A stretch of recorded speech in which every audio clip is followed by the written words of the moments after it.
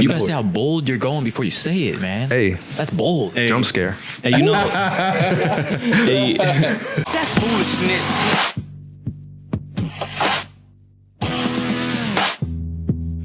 What's good, fight fans? Welcome back to another episode of Fist Fights and Foolishness. I'm one of four hosts, Derek. Joining me, we got Scott, we got John, and we got Tyler. So here it is. We're finally here, UFC 300. And man, once again, the UFC always does it when they reach that milestone at UFC 100, UFC 200, now UFC 300. The entire cards is stacked from bottom to top, top to bottom. Prelims, main card, stacked. We got some fights on our hand on this one, man. This is gonna be a fun, exciting fight. I'm super looking forward to it. But let's go ahead and kick it off. First fight we have on the card, the prelims. Yes, we're starting with the prelims. We're gonna wait all the way up to the main card. First fight on the prelims. We got Deiveson Figueiredo versus Cody Garbrandt. Man, this one, I'm excited for this one as well. Two former champs, right? Both guys have crazy power in their hands. The only thing is, of course, we know that Cody went from no love to no chin. Right? Ouch. That chin is gone. It's gonzo, man. I mean, at this point, you could damn near hit Cody with a jab and he'd be looking like a baby deer. You know what I mean? It's gotten bad. But hey, at the same time, man, you know, he's still a threat. Cody, he's got great footwork. He's got great hands, great speed. I mean, and of course, the power is always there, right? And one thing about Cody is he tends to get reckless, which actually kind of goes in his favor at times because, so you know, boom, it's lights out, right? Rafael Sunset slept him, man. Buzzer beater, Ty. Buzzer beater and slept him, man. It was beautiful, right? So he can get lucky. But in my opinion, for this fight, I would say it's probably smart if he switches it up, right? I would like to see him kind of, you know, study the Figgy versus Marina fight and kind of go with that. Like, you have to mix it up. You know what I mean? Shoot for takedowns. Like, don't turn this into a back and forth stand-up fight, right? Because you're going to get slept, right? Yeah. His chin, Cody's chin is not there, but Figgy, he has a good chin, man. Figueiredo has a damn good chin. I don't think, I couldn't tell you a time where I've seen him take a good strike and a good hit and get hurt. He's got a solid chin, man. So if you're going chin for chin, man, we know who's going out. It's night for Cody Garbrandt. So I'd like to see him switch it up. Thing is of course he's not going to. Again, he gets caught up in that, you know, back and forth thing. He gets trapped in that way too often, and it always, more than majority of the time, it ends with him getting slept now. After Dillashaw took that chin, you know, and I feel bad because Dillashaw was obviously on the shit, right? Slept Cody, slept him again. And then next thing you know, he's getting knocked out by, you know, Kattar France. And, you know, it's pretty much his chin is non-existent anymore. It's a wrap, right? And I think that it's going to be the same thing in this fight. I think he's not going to mix it up. I think he's going to try to stand and exchange with him, and he's going to get slept. Figgy has a lot of power in them hands. So I see him getting slept. I'm going to call, my prediction for this fight is I'm going to actually say a first round TKO. I'm going to say a first round TKO. I think Figueiredo puts him away. What about you, John? What do you say? oh man, I'm excited for this fight to open the night off with this one, man. Two former champs. Cody Garbrandt, I mean, I would say he's probably my second favorite Cody on this card behind Cody Brundage. God. But okay, I'll be serious. No, so yeah, no, man. I mean, Cody. I mean, he's the more technical boxer. You know, you mentioned the footwork. Yeah. He is coming off of back-to-back wins. I mean, he's doing his thing. There was a time not too long ago it was looking like he might be getting cut from the UFC soon. Yeah. But yeah, coming off of 2 wins back-to-back, he's showing a little more confidence. Got a little dance in him. A little pep in his step. I like it. But yeah, Deiveson, man, this is the next level competition now. You know, Deiveson, he is getting older. He's 36. Yeah. Compared to Cody Garbrandt being 32. However, Cody Garbrandt is the one who appears to be more washed. Right. You know what I mean? Yeah. Deiveson, I think he has a couple more years left in him. So yeah, I would have to agree with Derek. I'm going to go TKO for Deiveson Figueiredo first round as well. I like it. Yep. Just those hands are too explosive. Yep. And, Cody's chin, you mentioned, is gone. It's gone. It's gone. So for this one, Cody, you get no love. I'm going Figueiredo first round TKO. Nice. Yep. Scott? Agree. I'm looking up the term glass jaw in the dictionary. I see a picture of a guy with a lot of tattoos. This is what it says. Glass jaw, a fighting vulnerability where one is easily knocked out via a single hard blow to the chin or jaw due to lack of conditioning, insufficient training, or damage from past cerebral concussions. Damn. And there's Cody right there with all them tattoos. I see it. Man. So, to piggyback off your guys' prediction, I'm also going to say first round KO. Wow. I like it, Scott. I'm going to keep it short and sweet, Ty. I'm going to shoot over to you, man. Well, Cody's been my guy. Right. I think Thanks. Scott put me on him years ago. Right. Since way before the Dillashaw fight. But, since that fight, his chin has gone out the window. And he's on a 2-fight win streak. But those were against people I wasn't really too familiar with. And now he's facing a former champ. So, it definitely has to change it up a little bit. And since y'all are saying first round, keep it TKO, consistent. Keep it consistent. First round. why not make it interesting? I'm gonna say first round. Nah, second round. TKO. I was By going for the- Garbrandt. Oh, shit. I'm gonna say that. Just switch it up a little. Wait, bit. like Garbrandt? I'm going Garbrandt. Damn. Why not? Hey, never count Garbrandt out, bro. He has that Tyler. power, bro. Just don't It get comes out of caught. nowhere. You gotta announce Comes out of you gotta say how bold you're going before you say it, man. Hey, That's bold. jump scare. Hey, you know how lately Cody Garbrandt had a little pep in his step, a little dance, dance. I think this time around it's gonna be Deiveson getting Figgy with it. Getting Figgy with it on Cody Garbrandt. I like it. I like it. Yeah, no, but it's gonna be an exciting one, man. I'm looking forward to it. I just hope, because here's the thing: is I'm still a Garbrandt fan. I didn't used to like him back in the day, of course, because I was a big Dom Cruz fan. You know what I mean? Dom was my boy, man. You know what I mean? But I've grown to like Cody Garbrandt, man. Especially, you couldn't deny his skill, man, and his power. His hands were elite, speed, bro. Elite his speed, power. He was sleeping folks left and right, man. But after he ran into Dillashaw, man, and Dillashaw took his chin twice, it hasn't been the same, and it sucks. But I would actually like to see Cody get back up to the top. You know what I mean? I don't think it's possible because his chin is it's not there. Has there ever been a guy in the history of UFC that you guys can recall where the chin was that suspect? Chuck Liddell comes to mind, exactly. but besides Chuck I was about to Liddell, has say that. anybody come close to Cody Garbrandt that you guys can think of? I know there's been a few. I can't think of them off the top, but for sure. Alistair Overeem. Oh, good choice, Ty. I like it. Yeah. I still No, wouldn't for put sure. him on the same level as Chuck Liddell or Cody, though. But Really? but How good about Pat choice, Barry? How about Pat Barry? Fuck. Brendan Schaub. Man. Right. Oh shit, Brendan Schaub. Oh, Brandon Schaub. We love you on the podcast, Brendan Schaub. We've definitely seen some glass jaws over the year, but it sucks. But I don't think Cody's ever gonna make it back up to the top. That championship, that division has some killers in it, man. Sure does. And his chin is just not gonna hold up. I just don't see it happening. But hey, you never know, man. Like I said, he's always dangerous. He's always dangerous. All right, man. But moving on. So the next fight on this stacked card, we got Bobby Green versus Jim Miller. Tyler, I'm gonna shoot it over to you, man. What do you think about this fight? I think as long as Bobby Green doesn't get taken down, he should be good. Okay, I like it. I think so, yeah. Jim Miller, he has stand-up, but I find it a little sloppy. It's a little sloppy. And I know Bobby Green's hands are strong. He got some power in his hands. Right. So I think I'm going to go Bobby Green on this one. Okay. Yeah, just for that reason. Okay, I like It's it. too much pressure. I think he's going to apply a lot more pressure.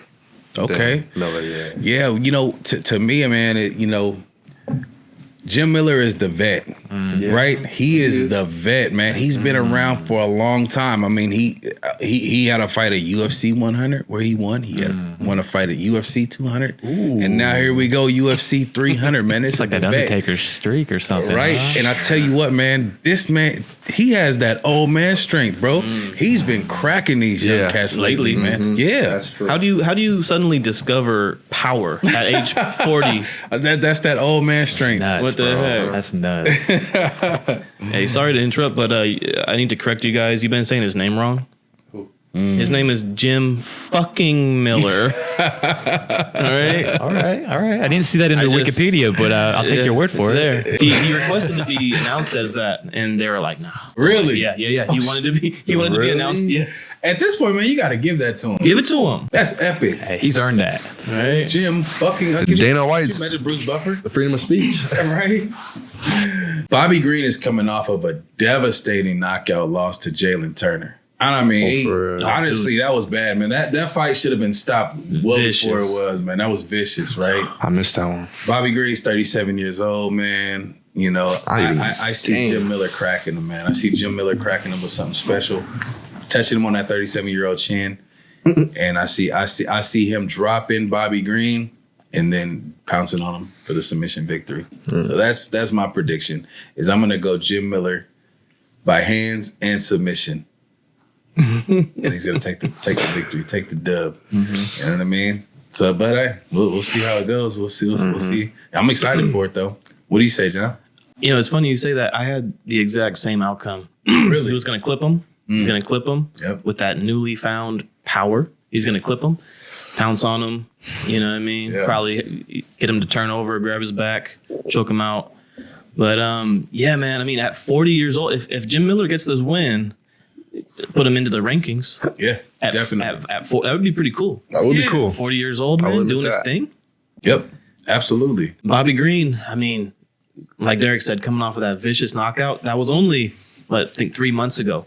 So, you know, he should have taken his time, gathered his marbles. You know what I mean? Exactly. So yeah, this might just be too soon for him. You know, Yeah. So because of that, and because I feel Jim Miller just has more ways to beat him. You know, Jim Miller does have 20 submissions. And I think he's going to make it 21. Crazy. I think he's going to make it 21 after this fight. I like it. Right. I'll say a second round sub. Ooh, Yeah. That's actually the same. That's what I was thinking too. Second round submission. I think he's gonna clip him again. Bobby Green. He's just coming off of a knockout, devastating knockout, and he's 37 years old. Gets clipped, gets dropped, gets submitted second round. You agree with that, Scott? I think that's some good assessment you guys have there. Man, competitive fight, I would say Jim Miller, 40 years old, fought at UFC 100, 200, now 300. That's unheard of. For him to be doing this at 40 is nuts. You know, the main thing going into this fight, like you guys were talking about, Bobby Green getting knocked out 3 months ago, that's just a bit short in recovery before the fight, in my opinion. I've heard time and time again, you got to give your brain time to heal. Yeah. 3 months. 3 months is not enough time. Ask Volkanovski about that. Yeah, exactly. That's a prime example. But I get it. Bobby Green wanted to be on the big card, 300. It don't get no bigger than that. If Bobby Green's going to do whatever it takes to get on that card, I respect it. But I think come UFC 300, it's going to be Miller time. We're going to be cracking open the Millers. I'm going to say Jim Miller gets this done via, I'll say UD. All right. Well, next fight up on the card, we have Jessica Andrade versus Marina Rodriguez. I'm excited for this one, but John, how do you see this fight going? Well, let's see, man. Andrade, she's definitely on the decline. That's for sure. You know, she looked okay in her last fight against Mackenzie Dern. However, you know, that's Mackenzie Dern. Right. You know what I mean? So going up against Marina Rodriguez, she looked pretty good in her last fight too. However, that was only against Karate Hottie. I could probably step in there and give her a couple of jabs. You know what I mean? Anybody could take out Karate Hottie nowadays. So, you know, not really impressive wins for either one of these fighters. But, you know, watching Andrade over the years, compared to more recently, it seems like her heart's not into it so much anymore. You know what I mean? Like I've been hearing that from around the MMA community, and I could see it with my own eyes. Her heart's not in it no more. It's just she's just showing up just to get paid, and that's about it. Which, hey, that's cool. But for Rodriguez, I think she should have the advantage in this fight, the reach advantage. And I think if she can just keep the distance, use her range, stay on the outside, pick her apart with the jab, and I would give her, the advantage. I'm going to go with Rodriguez, unanimous decision. That's my prediction. Okay. Yeah. Derek, what about you? What do you think is going to happen here? You know what? I am excited about this fight. Of course, Jessica Andrade, I agree with you 100%. She is on a decline, right? I mean, she's one of 3 in her last 4 fights, right? Her coming off of a knockout win against Mackenzie Dern, who, let's be honest, Mackenzie had no business in that cage fighting the way she fought, right? It was terrible performance, terrible stand-up by Mackenzie Dern. But, I mean, that's Jessica Andrade, man. She's powerful. She pressures. She comes forward, man. She's tough. She's tough as shit, right? But she's been through some wars, man. And the thing about Jessica Andrade is she pretty much takes some heavy shots in each one of her fights. I don't think she's had a fight where she hasn't been hit with some good shit. You know what I mean?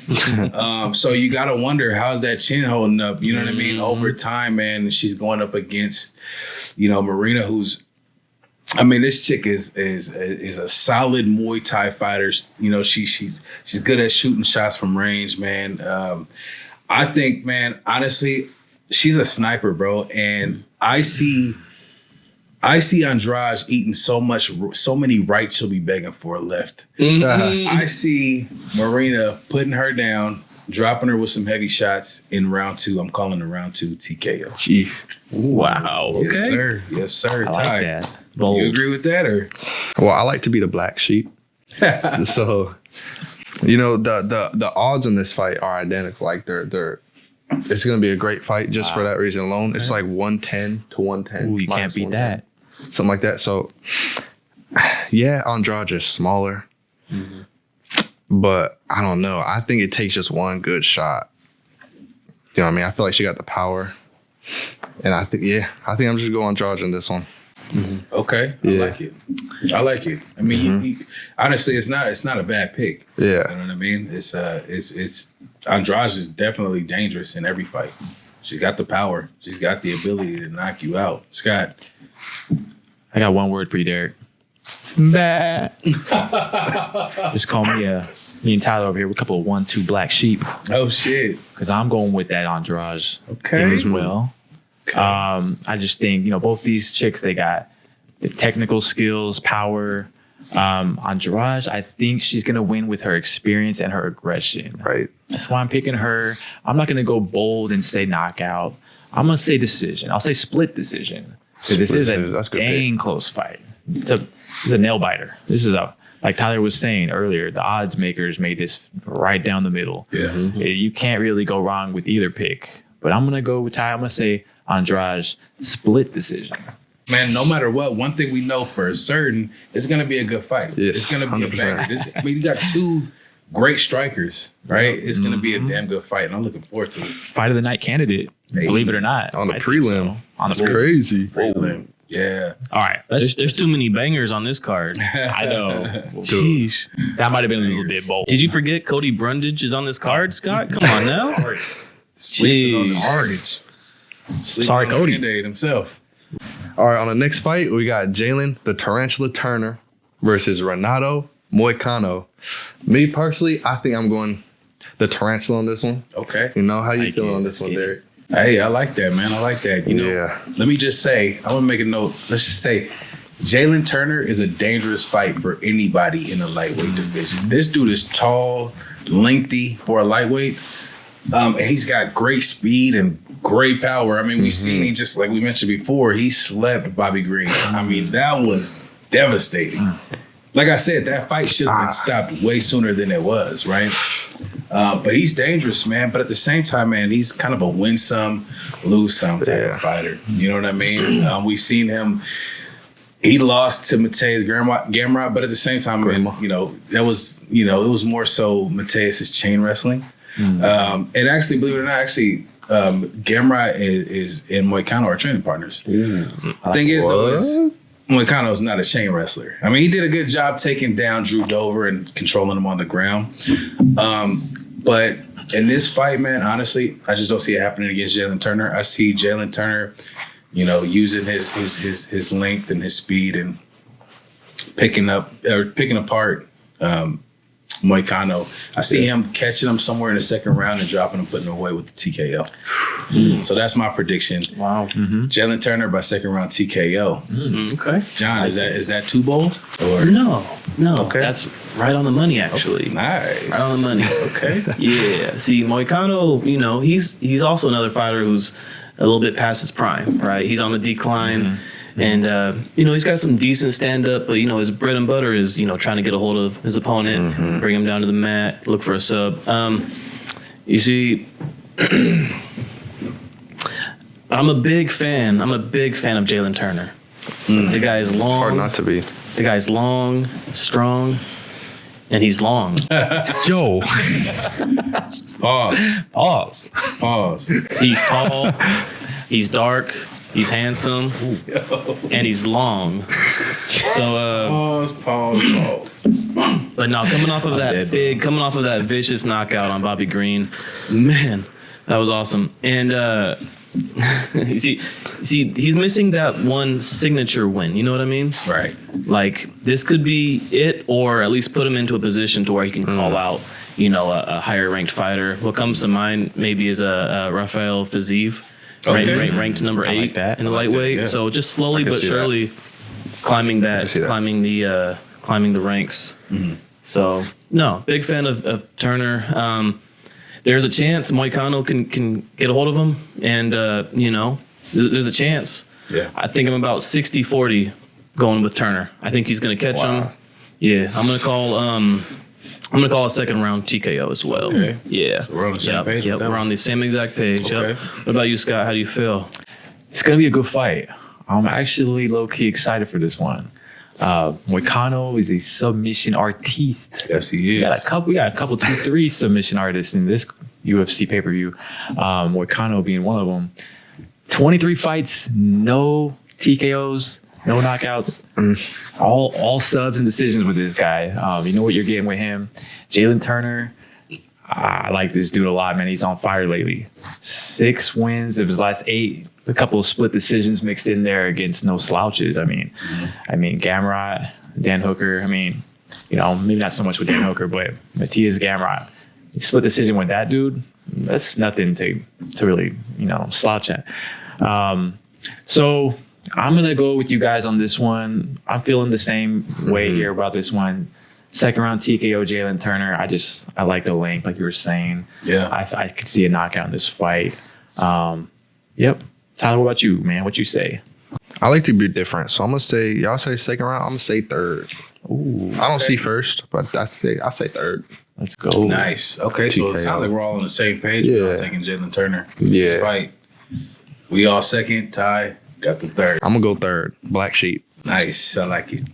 Matt. He's a bad man.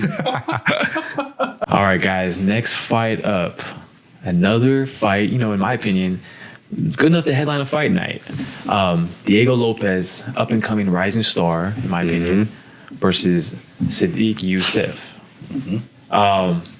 You know what? It's gonna be a competitive fight. Diego Lopes is the slight edge in the odds makers' opinion. I'm gonna have to agree with that. Keep it short and sweet. I'm gonna pick Diego Lopes. I'll say UD. John, what you think about him? Jesus Christ. Because tonight will be the night that I will fall for you over again. Don't make me change my mind.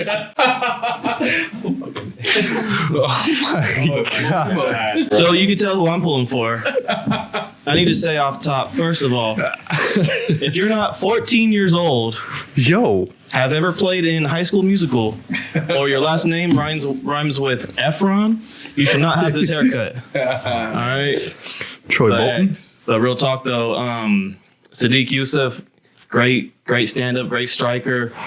Diego Lopes, I would say the much more well-rounded fighter. Yeah, has great grappling, and his stand-up has come a long ways. At this point, he'd have to be the favorite. I have not looked at the odds. I would have to assume Diego Lopes is the favorite, and that's who I'm going with. I'm going to go second round TKO. Diego Lopes. I like it. Yes, sir. Yes, sir. Derek, how do you see this fight playing out? Well, Diego Lopes he's kind of the rising star, right, in that division. The UFC is really trying to push him.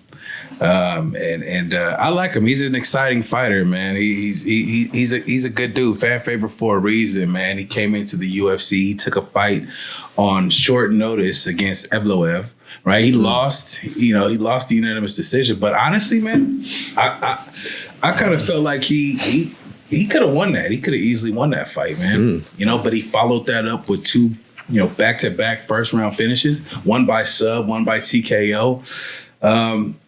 Yeah, he's a definitely exciting fighter, man. He's one of those go, just constant pressure, man. I love him, man. I love watching him, man. Like I said, a rising star for a minute, but he's taking on the 13th ranked fighter. 13. Yes, it's Sudiq Yusuff, man. Who he's no slouch, man. This guy has a great stand up, man. Great, counter striking, man. And my prediction for this fight, I'm just going to say it. I think Yusuff, he derails this hype train. Wow. I think he's the one to derail this hype train. I notice Diego Lopes, he definitely likes to overextend and reach on his punches. And I think you can't do that against a guy like Sudiq Yusuff, who has great counter striking. I see him catching him. I see him clipping him. And I see him dropping him. So I like it. Yeah, so I'm gonna say Sudiq by third round TKO. Ooh. What about you, Ty? What do you say? I think I'm going to go Lopez on this one. But if Sudiq is able to, like you said, figure out his counter and figure him out, I think, he has a good chance of catching him. But I think that's really the only way I could see Sudiq walking away with it. Yeah, no, for sure, man. I tell you what though, if this stays on the feet, Sudiq all day. In my opinion, right? He's just too good on the feet. Great, like I said, great counter striking. But if this goes to the ground, exactly, it's a different story. Exactly, Lopes has some dangerous jiu-jitsu skills, man. So if this goes to the ground, Scott, I would say, I might have to favor Diego. But it's rare that we see Diego Lopes shoot for a takedown, though. Like, you know what I mean? And Sudiq has pretty good takedown defense. So I think it stays on the feet. And that's why my prediction was for Yusuff. I don't get that. It's like if you have a ground game, why not utilize it? Right. You can't just be a don't make sense. Like, if you're a jiu-jitsu fighter, man, work on your wrestling. Right. And maybe go train with those wrestlers out in freaking Russia. You know what I mean? Man, a dominant wrestler. Yeah. And just to be clear, I actually do have Diego Lopes UD. I said I got a little hyped up. I got a little too hyped up. I said TKO. I meant UD. That's what I'm going with. Okay. Diego Lopes UD. No, for sure, man. For sure. So am I the only one taking Yusuff in this fight? I think so. Come on, baby. My time to shine. Matt. Time to shine. Don't make me change my mind. I got it. All right, up next, we got the UFC veteran, Holly Holm, taking on Kayla Harrison, who this will be her UFC debut. Oh. Yeah, it should be a fun one. Derek, how do you see this fight playing out? Man, well, shoot. Let me start off with, you got a 42-year-old Holly Holm versus a 33-year-old Kayla Harrison, man. They're both kind of on the older side, but obviously, Kayla Harrison a lot younger than Holly Holm. And she'll actually be a lot bigger than Holly Holmes. I mean, this chick, she's pretty big, man. She typically fights at 155. This will actually be her first fight at 135, man. She usually fights at I think she's had a 145-pound fight, but she's typically fighting at 155, man. But this chick walks around at about 160, 165. That's ridiculous. So to cut down on 135, goddamn, that's crazy, gosh. right? Yeah, Kayla Harrison she's like a Ronda Rousey 2.0, right? I mean, 2-time Olympic gold medalist in judo. She's gonna. I think she's gonna be too big for Holly, man. You know, when she takes Holly Holmes down, Holly won't be able to just bounce up like she did against Ronda, right? When she takes her down, she's gonna keep her down, man. And my prediction for this fight is I see Kayla Harrison winning this fight by a second round submission. She's gonna be too much for Holly. Yeah, I mean, she's the real deal, though, man. She's legit. She the real dildo? She's the real deal. But I mean, John, hey, what do you say? No, I agree. I do. I think she is the real dildo. Real talk though. You think we'll see a judo chop from Killers? I'm joking. According to that one chick, there's no chop in judo. There is no chop. I know. I could still have fun with it. Damn it! Leave me alone, whoever. Hey, said it's still real to me. Damn it. No, but real talk here. I'll say this. You said Kayla Harrison looks like Ronda Rousey 2.0. I think she looks like Ronda Rousey if Ronda Rousey ate Ronda Rousey. Jesus I'll tell you this. Holly Holm in her prime destroys Kayla Harrison. That'd be a good fight. Destroys her. I don't think so. In her prime? I don't think so. In her prime, like even in her prime, you know, Holly Holm is she's a boxer. That's in her prime. That was her thing. She was a boxer, right? She adapted to MMA boxing, right? Adding kicks and elbows. I mean, you're talking about a 2-time Olympic gold medalist in judo. She's not a bronze medalist in judo. She's a 2-time Olympic gold medalist. All she has to do is get close enough to clinch. She drops Holly to the ground and she subs her easily. So even in Holly Holm's prime, honestly, I would go with Kayla Harrison. Wow. She's bigger, man. Look at her size. Okay. So there's no chance we're gonna see a Holly Holm head kick knockout Ronda Rousey 2.0 action? No. Okay. And Ronda was a little bit more reckless than Kayla Harrison's going to be. Okay. You know what I mean? Yeah, no, in all honesty, I'm going, I have to go Kayla Harrison, mostly just from the age difference. Holly Holm is 52 years old. So, damn. I'll go Kayla Harrison by judo chop. Second round. Kayla Harrison. It's good. Unanimous. I'm gonna go decision. I'm gonna go unanimous decision. Kayla Harrison. That's a huge bitch. God damn. Walks around at 165, cutting down to 135. That's nuts. That's insane.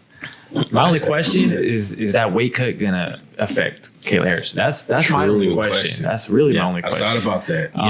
You see when these fighters have to cut so much weight, sometimes they get real sick. Sometimes it could affect their cardio, all sorts of things. Yeah, but you know what though, man? She's a 2-time Olympic gold medalist, man. She's not gonna put herself in a position where she's being reckless. I think her and her team, they're smarter than that. They're not gonna put themselves in a situation that like a horrible weight cut that's gonna cost her a fight. I think they're too smart for that.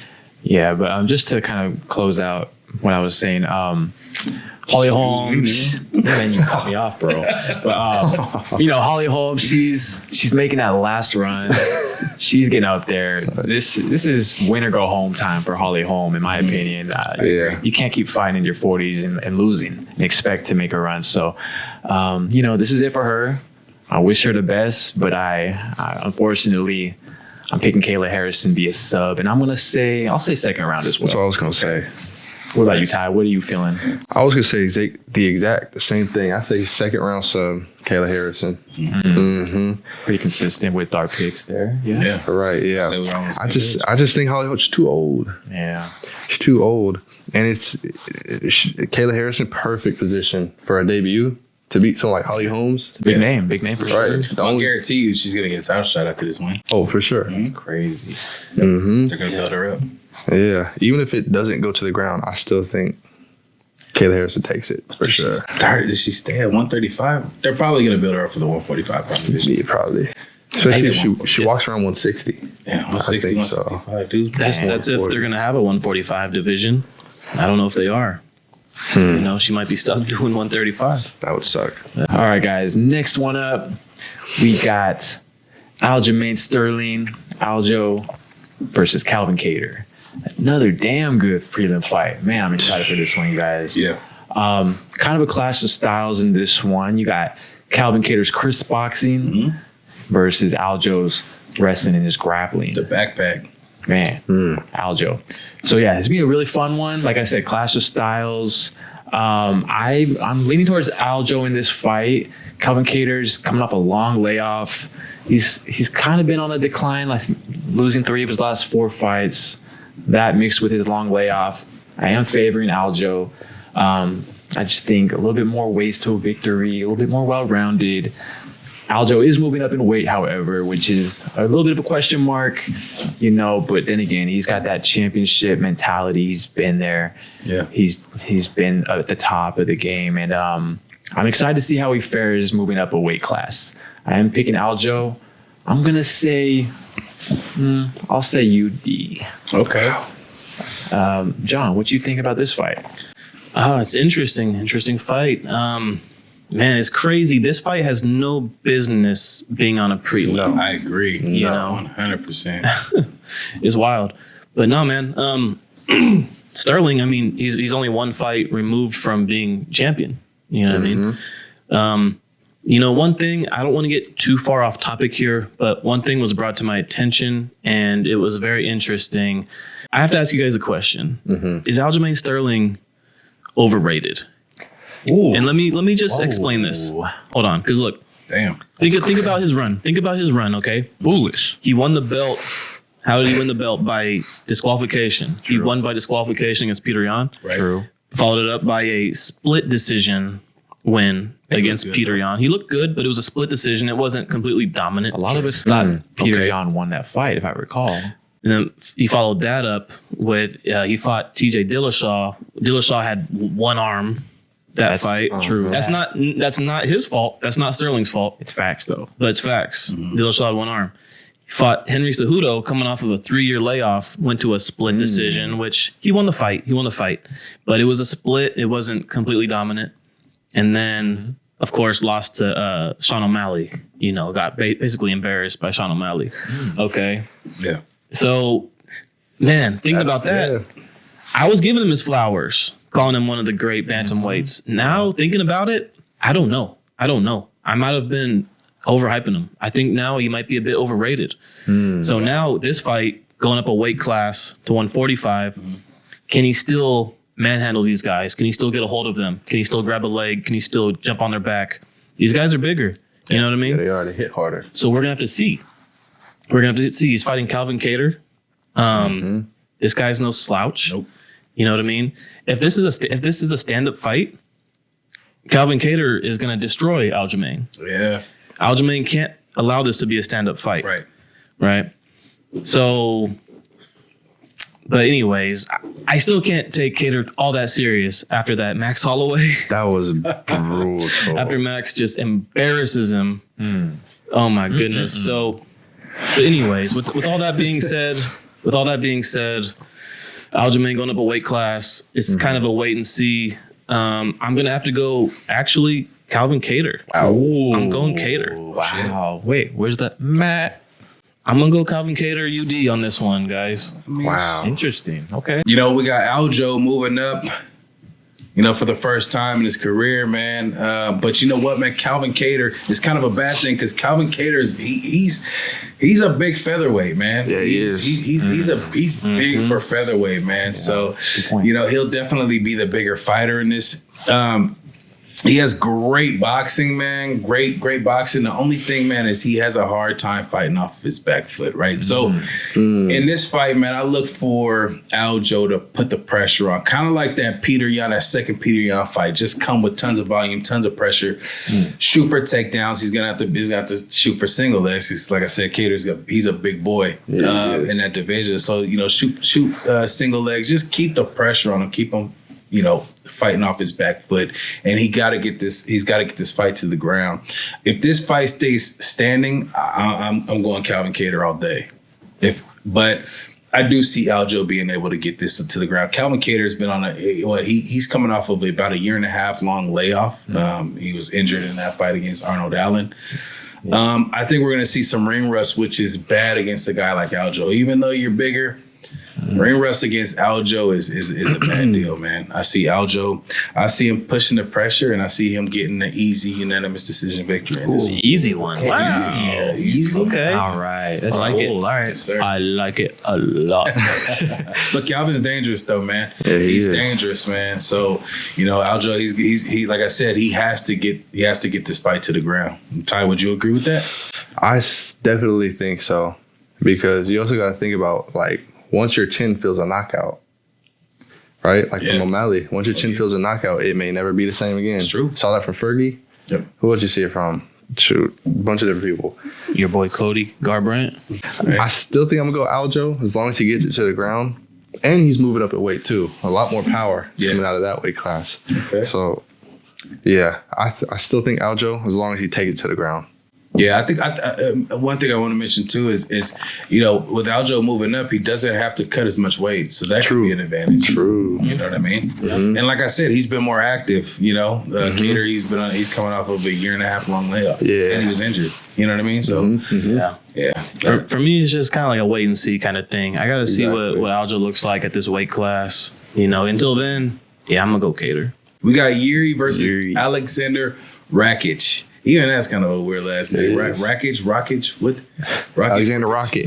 Anyway, I like that. Mortgage. Either way, this is gonna be two top contenders. John, how do you see this fight going? This is an interesting one. Oh man.